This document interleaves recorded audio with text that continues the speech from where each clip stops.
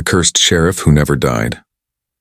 In the dusty, forgotten town of Black Hollow, a place where the wind howled through the empty streets like a chorus of lost souls, there lingered a legend so old and so horrifying that even the oldest residents refused to speak it aloud.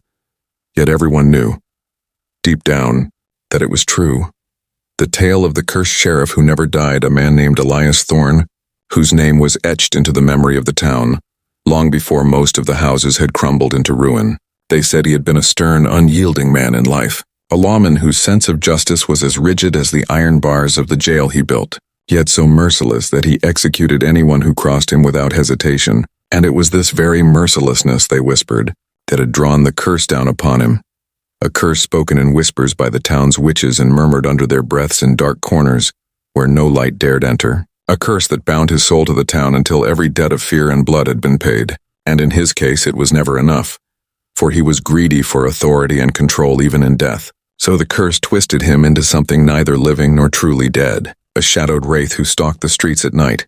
his badge tarnished and blackened, his eyes glowing with a pale, unnatural light. And they said that on certain nights when the fog rolled in thick from the hills and the moon hid behind a veil of clouds, one could hear the clatter of his boots on the cracked wooden sidewalks, the jangling of his keys from his belt, and the scraping of his coffin lid-like hat against the broken timbers of abandoned saloons. And if a curious soul dared to follow that sound, they would vanish, never to be seen again, their screams swallowed by the darkness, their bodies left only as whispers in the wind. It was said that Elias Thorne had once been in love with a woman named Lillian, fair of hair and gentle of heart, and when she died tragically in a fire that consumed half the town, he had refused to bury her properly. Blaming the townspeople for her death, and in his grief and rage, he made a pact with a dark force that promised him vengeance, promised him eternity, and when he accepted, the curse took hold immediately, twisting his flesh and soul, refusing him peace, refusing him rest, so that even as his body decayed and his skin peeled like the bark of the old, dead trees lining the graveyard, his spirit remained tethered to the mortal plane, hunting the living to feed the unquenchable thirst of his anger, and the unrelenting hunger for justice that had become monstrous in its intensity. Over the decades, townsfolk claimed to see him at the edge of the woods, emerging from the shadows, skeletal fingers gripping the handle of his revolver, his face a grotesque mask of skin and bone, his voice a rasping echo that chilled the marrow of any who heard it, calling out names, demanding confessions, dragging the guilty into the earth, yet he also took the innocent. For the curse did not discriminate, and anyone who dared to mock or laugh at the legend found their fate sealed in ways too horrifying to describe. Their bodies discovered days later, twisted and contorted as if wrung out by some invisible hand, eyes wide in eternal terror. The sheriff's old office still stood, a blackened ruin at the heart of the town, windows shattered, doors hanging crooked on their hinges. Yet on quiet nights, townsfolk swear they see light flicker from the building, candlelight that moves as though guided by invisible fingers. And some claim they can hear the clack of typewriter keys, as if the sheriff continues to write his never-ending ledger of the condemned. Each name a curse, each name a chain pulling the victim into his realm of undying justice. Children whisper of seeing him in mirrors when no one is around, his reflection stretching and twisting, his hollow eyes drilling into their souls. And those who tried to flee Black Hollow often returned months later, hollow-eyed and silent, sometimes muttering fragments of warnings in languages that were not their own. Words like "he waits, he remembers," he claims, and no one dared ask for explanations, for fear that mentioning the sheriff would summon him closer. And there were stories of travelers lost on the road to the town, whose horses bolted in terror at the sight of a tall figure in a tattered uniform, hat low over glowing eyes, boots kicking up clouds of ash instead of dust. And when search parties arrived, they found nothing but hoof prints that led straight to the edge of the forest and vanished into shadows that seemed unnaturally deep and hungry. And yet, despite the horror, curiosity drew outsiders like moths to a flame. Journalists, thrill seekers, paranormal investigators, each convinced they could capture the proof, each certain they were braver than the townsfolk who avoided the place, and each vanished in silence, leaving behind only notes scratched in panic, scrawled with trembling hands on the walls of abandoned buildings, warning that the sheriff could see them through the cracks in the wood, through the fog, through the very air itself, and that to anger him was to invite the unending torment of being hunted,